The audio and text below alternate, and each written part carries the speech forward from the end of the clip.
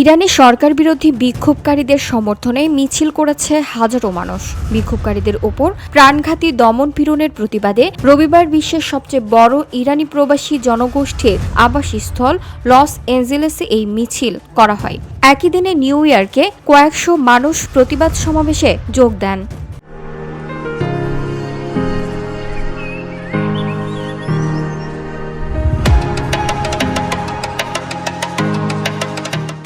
বিক্ষোভকারীদের হাতে থাকা প্ল্যাকার্ডে ইরানি সরকারের বিরুদ্ধে নতুন হ্যালোকাস্ট, ঘটতে থাকা গণহত্যা ও রাষ্ট্রীয় সন্ত্রাসের মতো অভিযোগ তুলে ধরা হয়।